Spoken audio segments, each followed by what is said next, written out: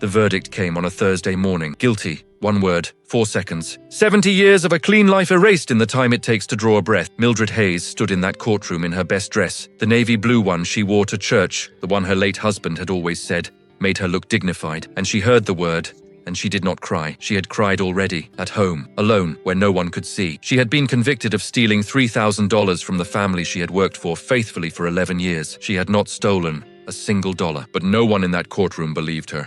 No one except one person, and that person was about to change everything. Stay with me, because what happened in the weeks after that verdict shocked every single person in that town. Mildred Hayes had worked as a housekeeper her entire adult life, not because she had no other options, but because she was good at it, exceptionally good, and because she found a quiet satisfaction in bringing order to other people's chaos, in the clean lines of a well-made bed and the smell of a freshly scrubbed kitchen floor.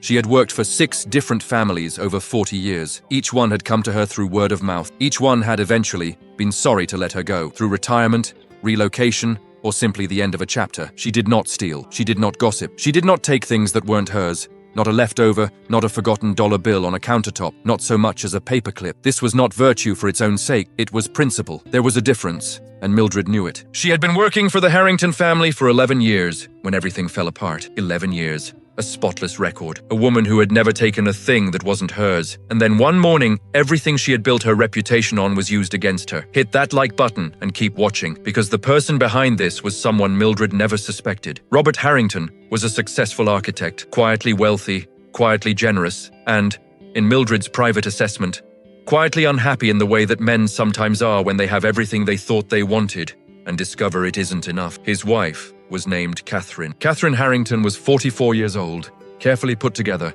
and had looked at Mildred with a particular kind of attention from the very first day, the kind of attention that is not curiosity, but surveillance. Mildred had noticed it. She had filed it away. She had said nothing. She had been too good at her job to be let go without cause. Catherine needed a cause. It took her 3 years to manufacture one. The money disappeared on a Tuesday in March, $3,000 in cash. Robert kept an envelope in his desk drawer, household money, for repairs and incidentals.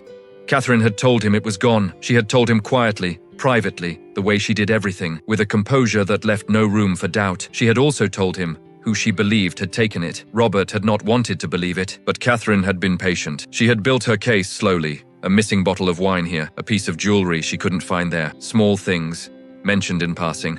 Over 3 years, nothing ever confirmed, nothing ever directly accused, just planted, watered, carefully, until the day the $3,000 disappeared, and the seeds she had planted were ready to bloom. Robert called the police that evening. Mildred was arrested the following morning. Catherine had spent 3 years building a case against a woman who had done nothing wrong, and she had done it so carefully that even Robert believed it. Subscribe now, because the one person who knew the truth was someone Catherine never accounted for. The trial lasted 2 days. Catherine testified calmly, precisely. She described the missing items over 3 years with the detail of someone who had rehearsed carefully. She described her concern, her reluctance to act, her desire to give Mildred the benefit of the doubt. She was convincing. She was composed. She was lying through every word. Mildred's lawyer was a young man named David Park, who had been appointed by the court and who was doing his best with very little. He challenged Catherine's testimony. He pointed out the lack of physical evidence.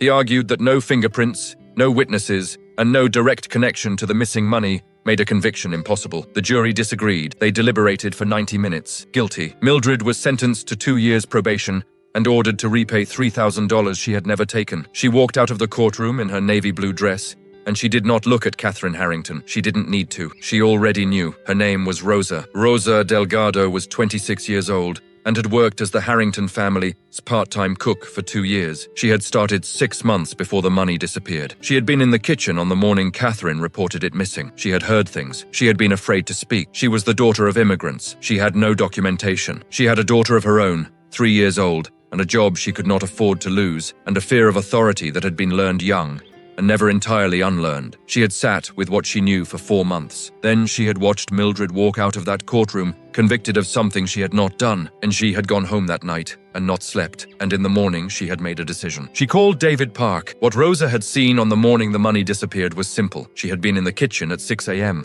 preparing breakfast. The door to Robert's study was slightly open. She had seen Catherine enter the study. She had seen her open the desk drawer. She had seen her remove the envelope. She had said nothing because she had not understood at the time what she was watching. She understood afterward. She had been afraid to come forward because of what it might cost her. She came forward anyway, because some things cost more than fear. David Park filed for an immediate appeal. He submitted Rosa's testimony. He submitted phone records showing a series of calls between Catherine and a private account in her name, an account Robert did not know existed.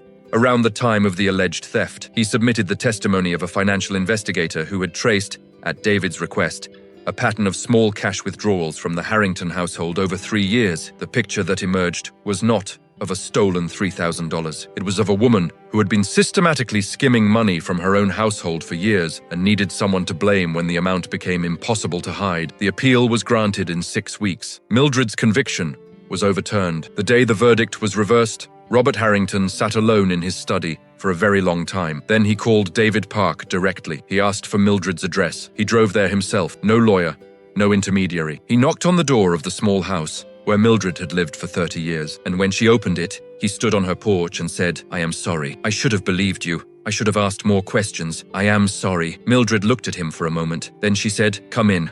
I'll make coffee," because that was who Mildred Hayes was. Not someone who held on to what had been done to her, someone who knew the difference between the person who had wronged her and the person standing on her porch asking for forgiveness. Robert Harrington paid her legal fees in full. He also wrote a letter, unprompted, unsolicited, to every family in town who had employed a housekeeper for the past 20 years. The letter described what had happened. It described Mildred's record. It described his own failure to ask the right questions. He did not have to write it. He wrote it anyway. Mildred framed it, not out of vanity. She wasn't that kind of woman. She framed it because it was evidence. The same way the receipts in Ruth's shoebox were evidence, the same way Rosa's testimony was evidence. That the truth, however long it took, had a way of finding the surface. She hung it in her hallway next to a photograph of her late husband. And every morning, when she passed it on her way to the kitchen, she thought the same thing. Principle is not something you carry for other people. You carry it for yourself, for the days when no one is watching, and for the days when everyone is. Catherine had spent 3 years building a lie. Rosa told the truth in one phone call, and Mildred, who had carried her principle like a quiet weight for 70 years, never had to say a word. If this story moved you, leave a comment below. Tell me, would you have done what Rosa did? And if you want more stories that will keep you up long after the screen goes dark, subscribe. New story every week. I'll see you in the next one.